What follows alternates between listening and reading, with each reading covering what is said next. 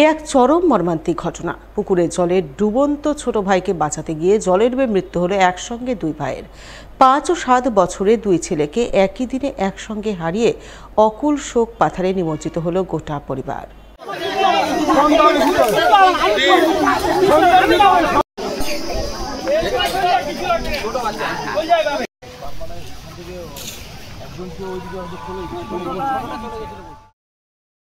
বৃহস্পতিবার সকাল 10টা নাগাদ মর্মান্তিক এই ঘটনাটি ঘটেছে মালদার গাজল ব্লকের দেওতলা অঞ্চলের দোঁয়াজ গ্রামে। জানা গেছে, জলে ডুবে যে দুই বালকের এদিন অকাল মৃত্যু হয় তাদের বাবার নাম রবি মোদি। তিনি পেশায় সিভিক ভলান্টিয়ার, গাজল থানায় কর্মরত। প্রতিদিনের মতো এদিনও তিনি ডিউটিতে যাওয়ার জন্য তৈরি হচ্ছিলেন। এর মধ্যেই খবর পান তার দুই ছেলে পরবিন্দু মোদি ও অভি মোদি গ্রামের পুকুরের জলে পড়ে গেছে। এই খবর পেয়ে পরিবারবর্গ পরিমরি করে বাড়ি থেকে কিছুটা দূরেই সেই পুকুর পাড়ে ছুটে যান। ছুটে গিয়েই যে দৃশ্য দেখেন তাতে তাদের মাথায় কার্যত বাজ ভেঙে পড়ে। লক্ষ্য করেন গ্রামবাসীরা দুই ছেলের নিথর দেহ পুকুর থেকে তুলে আনছেন। হৃদয় বিদারক এই দৃশ্য দেখেই পরিবারবর্গ বুক ফাটা কান্নায় ভেঙে পড়েন, শোকে কার্যত পাগল হয়ে যান।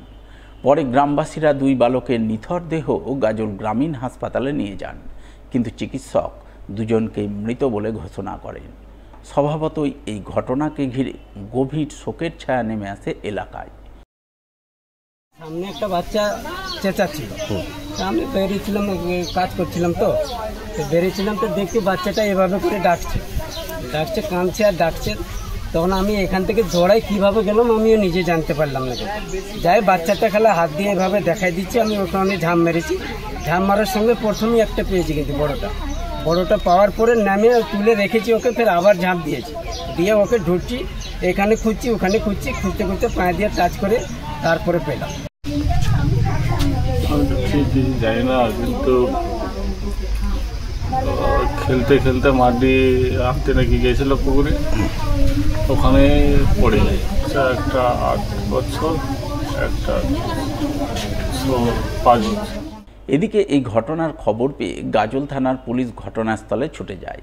প্রথমে পুলিশ পরিবারবর্গকে সান্ত্বনা সমবেদনা জানানোর চেষ্টা করে, পরে গোটা ঘটনা খতিয়ে দেখতে তদন্ত শুরু করে বলে জানা গেছে।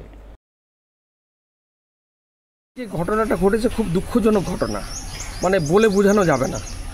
সে মানে দুটো বাচ্চা, মানে এক পরিবারের দু ভাই খেলতে খেলতে জলে পড়ে যায়। ছোটোটা জলে পড়ে গিয়ে তার বড়টা বাঁচাতে গিয়ে বড়টাও মারা যায়। মানে কি বলবো, মানে বলার রাস্তা নেই যে এই ঘটনার মানে দুঃখ প্রকাশ করার আমাদের জায়গা নেই।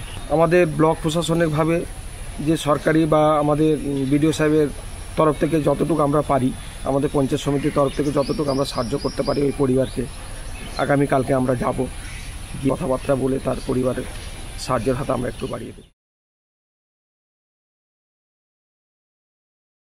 কুরবানির ঈদে বাড়ি ফেরার কথা ছিল, কিন্তু আর বাড়ি ফিরতে পারল না। ফিরল কফিনবন্দি নিথর দেহ। ভিন রাজ্যে কাজে গিয়ে এমনই মর্মান্তিক পরিণতির শিকার হলো মালদার এক পরিযায়ী শ্রমিক।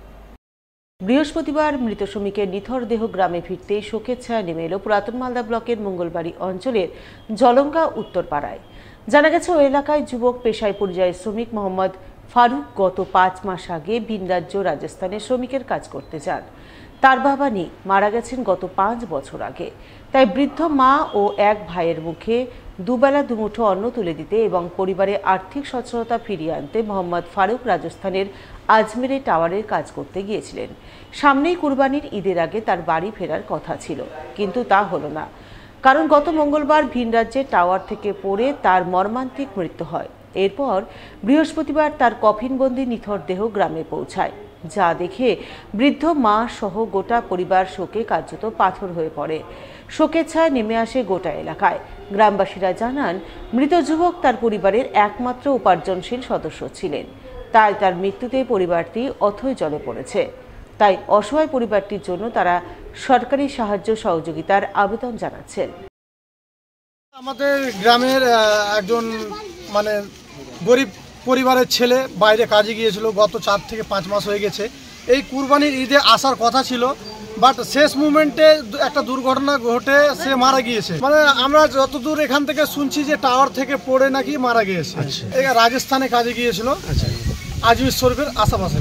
বাড়িতে মা আছে, বোন আছে, একটা ছোট ভাই আছে, বাবা নেই, বাবা মারা গেছে। একমাত্র উপার্জন করতো সেই ছেলেটাই দিন আনে দিন খেত এবং দীর্ঘদিন বাইরেই থাকতো, বাড়িতে এসে বেশি দিন থাকতো না, যেহেতু গরিব পরিবার, সংসার চালাতে হবে।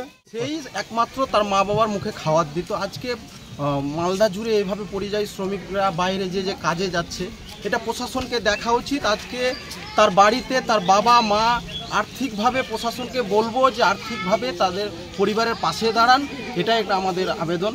এই জন্য তার পরিবারের কাছে আমরা এসেছি।